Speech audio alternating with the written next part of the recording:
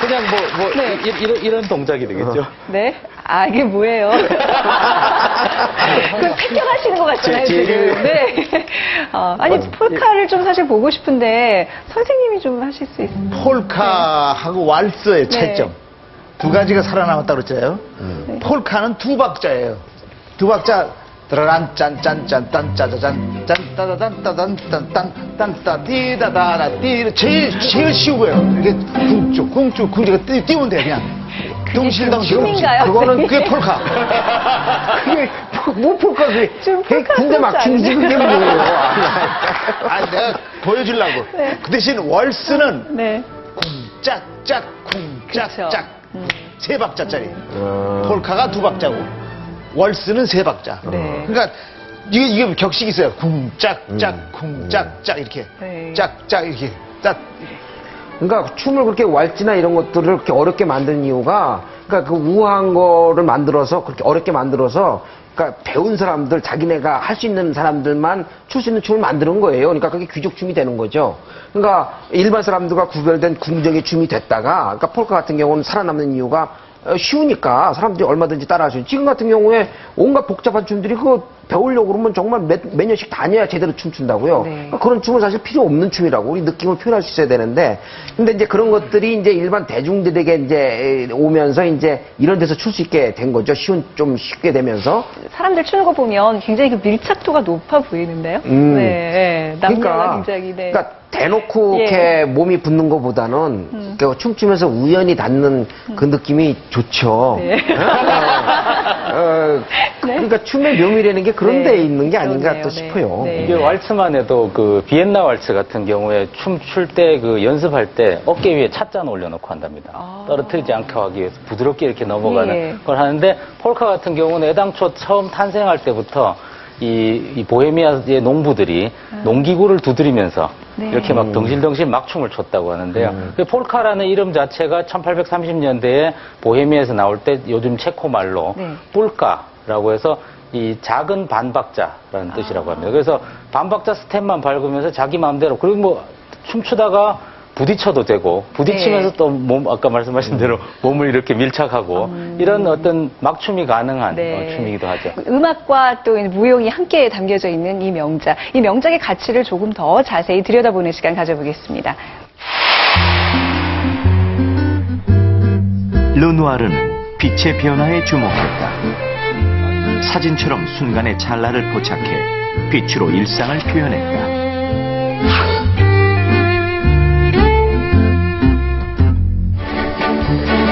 이미 사진이 등장해 순간을 찍어내기 시작하던 시대. 하지만 르누아르의 그림은 사진보다 더 생생해 보인다.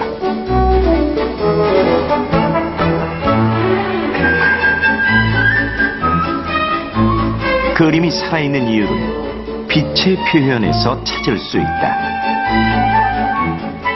Et Renoir a eu son atelier ici, donc prenait ses toiles, descendait ce que l'on appelle sur le motif, donc vers le quartier où il y avait des moulins, et ensuite remontait ici pour terminer sa toile dans le jardin. 르누아르는 야외에서 직접 그림을 그린 인상파의 원칙을 따랐다. 빛이 나뭇잎 사이를 통과하는 순간까지도 포착해 풍부하게 표현했다.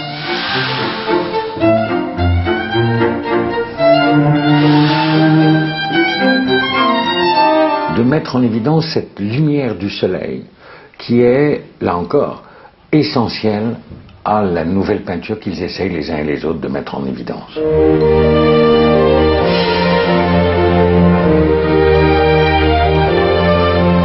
아름답고 유쾌한 그림만을 그린 오규스트 르누아르. 그의 그림은 여느 인상주의 화가 그림보다 밝고 화사하다.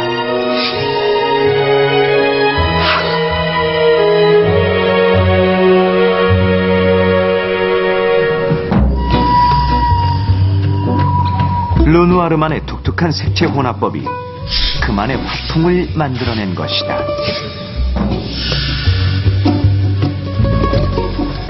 르누아르 같은 작가는 파레타에서 개의지를 않고 물감을 몇 가지 물감을 찍어가지고 캔버스 위에서 바로 혼색을 했기 때문에 이 르누아르 그림의 특징이 이 주변 테두리 선이 분명하지 않고 색깔이 좀 퍼져 보인다 그럴까? 예, 그래서 아마 색채가 더 아름답게 보이지 않았나.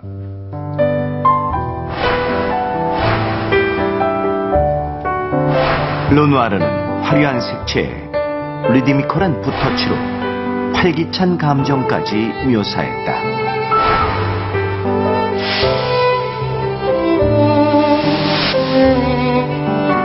같은 장소를 그린 다른 화가 작품과 비교해보면 르누아르의 특징이 뚜렷하게 드러난다.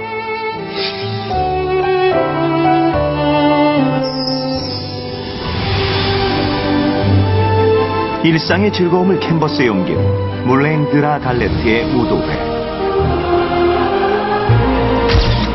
파리지앵의 행복한 모습이 빛처럼 환하게 남아있다.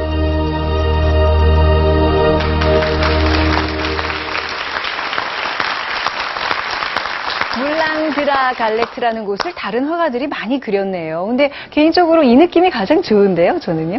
르누아르의 그림은 굉장히 밝죠. 고흐의 그림은 굉장히 어둡고 우울합니다. 아마 거기에는 이 세상을 바라보는 고흐의 관점 같은 것들이 아마 반영돼 있을 거예요. 또 반면 이제 피카소 같은 경우는 르누아르가 좀 젊은 남녀들의 그 들뜬 분위기, 속삭임 이런 것들을 좀 그린 반면에 또 일요일 오후고요. 피카소가 물랭드라 갈레트를 그린 것은 한밤입니다. 네. 그리고 여인들의 화장이 굉장히 짙고요. 주로 중년 남녀들의 좀 더 농밀한 연애 쪽에 좀 초점을 맞춘 것 같은데 과연 피카소가 좀 더 음탕했죠. 그 르누아르 같은 그 삶의 철학 같은 게 나이가 들면 들수록 더 이렇게 좋다는 생각을 하게 돼요. 그러니까 르누아르는 난 즐거운 것만 한다. 나 즐거운 거 아니면 나 그림 안 그린다. 이런 얘기까지 하거든요. 그런 것처럼 이제 이렇게 즐거운 사람들이 옆에 있으면 네. 되게 행복하고 그런 사람들 옆에 있고 싶고 네. 그럼 심리학적으로 실제 그래요. 그러니까 즐겁고 행복한 사람 근처에 반경 1.6km 안에 있는 사람이 즐겁고 행복해질 확률이 25%가 된다는 거예요. 실제로. 네. 그러니까 이런 즐거운 사람이 만들어내는 그림, 즐거운 사람들이 하는 이야기, 표정 이런 것들이 실제 주위 사람들한테 영향을 미친다는 거거든요.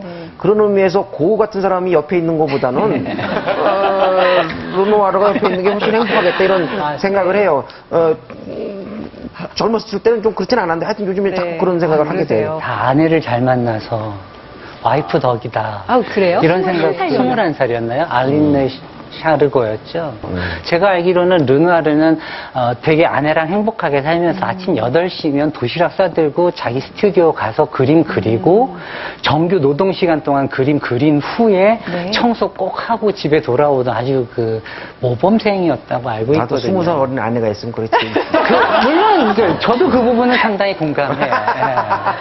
예. 예. 부러우면 지는 건데 하여튼 뭐 저로서는 그렇습니다. 또 네. 제 생각에도 대단한 부인이라는 생각이 드는 예. 게 되게 보면 이런 위대한 화가들의 아들들이 보면 미인들의 아들들은 별 볼이 없는 사람들이 많지 않습니까? 네. 나중에 심지어 자기 아버지 그림을 팔아먹고 이런 사람들도 많은데 20세기 가장 위대한 영화 감독인 장 르누아르가 네. 르누아르의 아들이죠. 그런 아들을 잘 키워서 또 아버지 못지않은 세계 최고의 대가를 만들어내기도 했던 그런 부인. 아내의 내조도 있었겠지만 주변에 친구들도 굉장히 많았다 그래요. 르누아르와 좀 절친하게 지낸 화가들 어떤 화가가 있었죠? 모네도 가장 친한 친구였고요. 그다음에 시슬리. 예, 시슬리 있고 그다음에 그 보불 전쟁에서 전사한 그 바지우라는 화가도 있고요. 바지우. 예. 근데 네. 그 친구들 관계가 굉장히 좀 친하면서도 좀 미묘한 게 있었어요. 네. 왜냐하면 르누아르는 사실 그 인상주의자들하고 같이 전위적인 그 토론에 참석하고 전시도 같이 하면서 동시에 살롱전에 출품하고 그리고 주문초상화도 많이 그렸거든요. 상류층을 좀 많이 갈망하면서 좀 기회주의자였다는 그런 평가도 있잖아요. 네. 내가 그 기회주의자 역할을 그 세시봉 멤버의 네. 자녀 멤버 중에 예. 제일 먼저 기회주의를 TV에 나와서 이름을 냈죠. 네. 근데 이름을 내니까 어떤 현상이 일어나냐면 제 노래가 이름을